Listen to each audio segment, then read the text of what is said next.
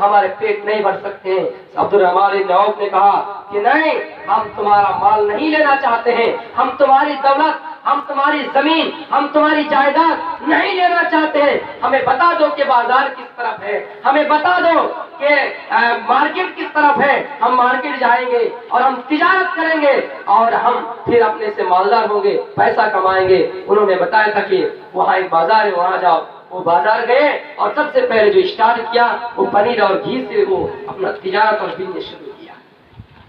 جب آپ کے اندر بزنس نہیں ہوں گے تو آپ جلدی ترقی پر نہیں پہنچیں گے۔ اس دور میں ہر ایک انسان کے پاس کوئی نہ کوئی بزنس آنے والے ہیں۔ جب آپ اپنے اندر بزنس اور تجارت کریں گے تو آپ کو ضرور کامیابی ملے گی۔ اللہ کے نبی صلی اللہ علیہ وسلم فرماتے ہیں کہ لوگوں تجارت کیا کرو اور محنت خون پسینے کی کمائی کیا کرو، ایسا نہیں کہ بیٹھے بیٹھے کھاؤ۔ حضرت فرماتے ہیں کہ کوئی ایسے نبی نہیں جو بغیر کام کے، بغیر محنت و مشقت کے چلے گئے ہو، محنت نہیں کہ ویسے ہی بیٹھ بیٹھ کے کھائے ہو، نہیں، سب نبی نے کام کیے ہیں۔ یہاں تک کہ اللہ کے نبی صلی اللہ علیہ وسلم نے اپنا اخلاق اور کردار پیش کیا۔ ایک مرتبہ اپنے سارے ساتھیوں کے ساتھ کسی بازار کی طرف یاترا کرنے کے لیے کسی جنگل میں رک گئے،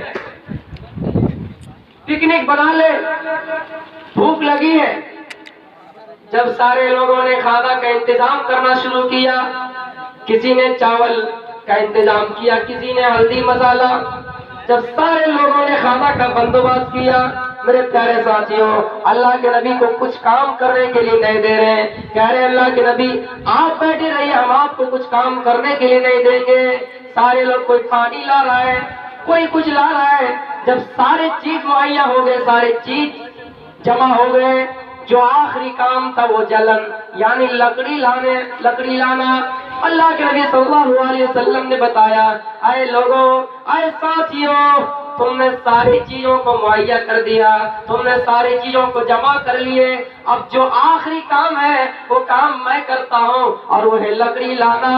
جبکہ لکڑی لانا یہ ہم اور آپ سوچیں گے کہ کوئی مولوی اگر لکڑی جمع کرتا ہے آپ اس کو ذلیل اور رسوائی کی نظر سے آپ اس کو دیکھیں گے، یہ مولوی لکڑی جمع کرتا ہے۔ لیکن اللہ کے نبی فرماتے ہیں لوگوں، آئے میرے ساتھیوں، یہ جو لکڑی لانے کی ذمہ داری ہے، یہ جو لکڑی لانے کا کام ہے، یہ میں خود کروں گا۔ اور آپ لکڑی لانے گئے جنگل میں، آپ لکڑیاں ڈھونڈ کر لائے اور آپ پکنک بنائے۔ میرے پیارے ساتھیوں، اسی سے پتہ چلتا ہے کہ کوئی ایسا نبی نہیں گزرا، کوئی ایسا رسول نہیں گزرے جنہوں نے کام نہ کیا ہو اور بغیر بیٹھے اللہ سے کہیں، اللہ سے من میں سوچے، یا اللہ تم میرے بستر پہ لاکھ لاکھ روپیہ دے کر چلے جانا، تم میرے بستر میں اتنے روپیے رکھ دینا، جیسے ہم اور آپ سوچ رہے ہیں، یا اللہ کاش کہ مجھے 1 کلو سونا مل جائے، اللہ مجھے کاش کے لاکھ روپیے مل جائیں۔ اللہ کے نبی کبھی بیٹھ کر یہ تمنا نہیں کرتے تھے اور نہ ہی کبھی اللہ سے دعا کر رہے ہیں، اور اللہ سے یہ بھی دعا کر رہے ہیں، اے اللہ مجھے اگر آپ ایک دن اگر تنگی حالت میں رکھتے تو ایک دن خوشحالی میں رکھیں، مجھے اگر آپ ایک دن خوشحالی میں رکھتے ہیں تو مجھے آپ ایک دن کم از کم تنگی میں رکھیے، کیونکہ جب میں تنگی میں رہ جاؤں گا تو ہو سکتا ہے میں آپ کو بھول جاؤں۔ حقیقت بات ہے، انسان کو جب اللہ تعالیٰ خوشی و فرات عطا کرتا ہے، جب انسان کے پاس خوشیاں ہی خوشیاں آتی ہے تو اللہ کو بھول جاتا ہے اور وہ اترانے لگتا ہے، بپریا پیا، وہ اللہ سے اترانے لگتا ہے اور سوچتا ہے کہ ہم اس معاشرے میں سب سے بڑے آدمی ہیں، ہم جیسا کوئی آدمی نہیں ہے، اور وہ اپنے گال پھلا کر لوگوں کے سامنے چلتے ہیں اور دکھاتے ہیں، لمبے باز کرتے ہیں اور یہ سمجھتے ہیں کہ ہم ہی بڑے آدمی ہیں۔ جب ایوب علیہ السلام کو کسی روایت میں آتا کہ 18 سال اللہ تعالیٰ نے بیماری میں آزمایا، اللہ تعالیٰ نے بیماری میں مبتلا کیا، تو ساری بیوی آپ کے پاس آ کر بیٹھ گئے اور ایوب علیہ السلام کو کہا، اے میرے شوہر، اے میرے ہسبینڈ، اے میرے شوہر، اے میرے پتی، آپ اللہ سے دعا کیوں نہیں کر رہے ہیں؟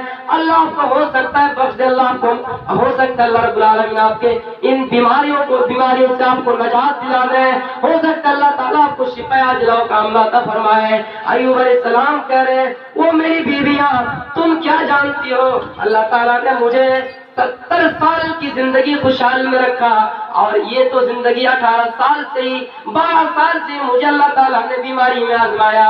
اگر مجھے 70 سال اگر اسی طرح تنگی میں رکھے, اسی طرح بیماری میں آزمائے, پھر بھی مجھے کوئی دکھ نہیں ہے, کوئی پریشان نہیں ہے, کوئی پریشانی نہیں ہے. میں خوش ہوں, میں اللہ کے دین سے خوش ہوں. اللہ جو کرنا چاہتا ہے میں ان کے فیصلے سے راضی ہوں. اللہ اگر مجھے اور 70 سال اسی طرح بیماری میں رکھے پھر بھی میں خوش ہوں.